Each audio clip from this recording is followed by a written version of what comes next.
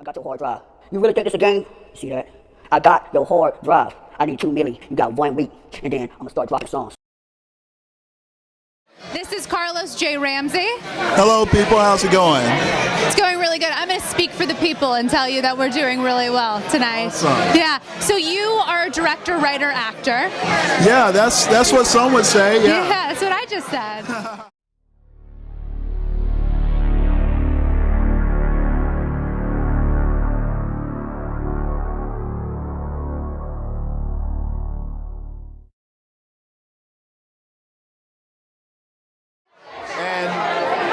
Back before I really got into the behind the camera thing, I was doing more in front of the camera and stage and theater with acting.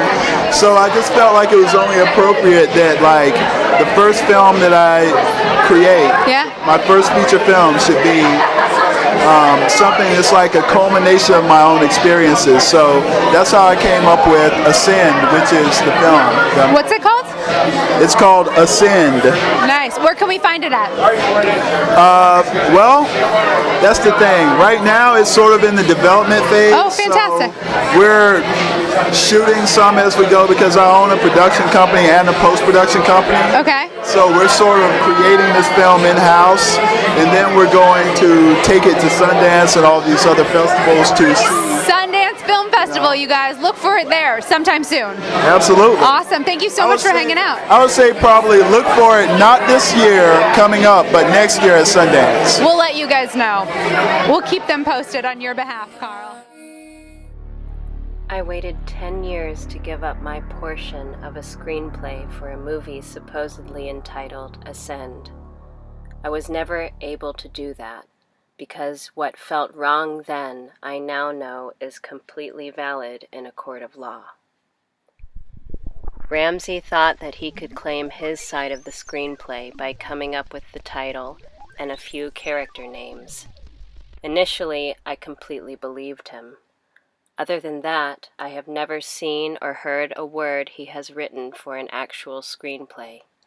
I later discovered his method, that is, to probe you for your ideas in a conversational way, hoping to assimilate the information. Perhaps he intends on joining in on the writing at some point. The latter is an assumption of mine, because he has never helped me write a single thing.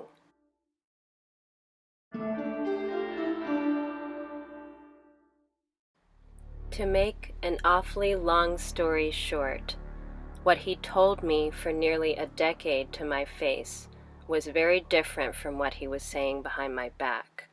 I kept a close eye and eventually put the pieces together. By the time I realized what was happening, I stopped our communications completely. I also had to reject him completely. But he came back, years later, apologized, and I decided to let him prove that he had changed. He did the opposite. His works are not a service to humanity or the art world. They are a service to one and one alone.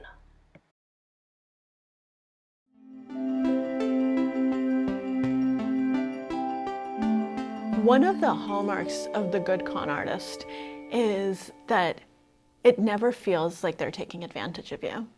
They are never taking anything from you. You give it to them willingly. You give them your confidence. They don't take it. You give them money. They never take it from you. I mean, think about someone like Bernie Madoff. People had to beg to invest with him. He would say no. He would turn them away. Sometimes people waited for years before he finally accepted their money, and he did it, as if he were doing them a huge favor. Okay, fine, I'll take your money. And they were so grateful. Please take more, Bernie, take more, because he was doing them such a huge favor. One of the hallmarks of the confidence artist is something called Machiavellianism. It has to do with manipulating people for your own ends, getting them to do what you want them to do, but without their knowledge, so that they don't realize they're being manipulated, so that they think that everything they're doing is of their own volition. People hate feeling manipulated. The moment you think you're being manipulated, you drop out. You say, hey, No one tells me what to do. Who are you to manipulate me? And so the con doesn't work. So the trick is, how do I, give you the germ of the idea so that you think it's your idea? How do I set up a situation so that it's your proposal, not my proposal, so that you're the one who's in charge? You would be shocked if anyone told you otherwise. In fact, oftentimes when people say, hey, do you realize that this might be a con? You'll laugh and you say, absolutely not. Are you insane?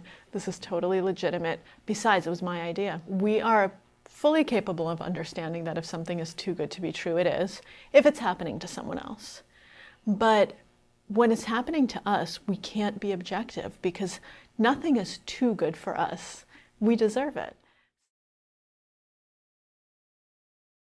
Ramsey's at it again, 10 years later, although this time I wasn't fooled for a moment. He did, however, manage to fool someone else. If art imitates life, what exactly are we to expect? Ramsey admitted to me over the phone that he did not write this treatment, and that it was written by the person whose name is listed after his. Why do they do what they do? At the heart of it, it's childishness, an unwillingness to grow up and work hard. My purpose today is not to rally against Ramsey. When you've been betrayed, abused, and cheated, the motivation becomes not allowing it to happen to anyone else. The day that these claims cease to be true, it will mean that Ramsey has changed. If that day ever comes, may the change be blessed.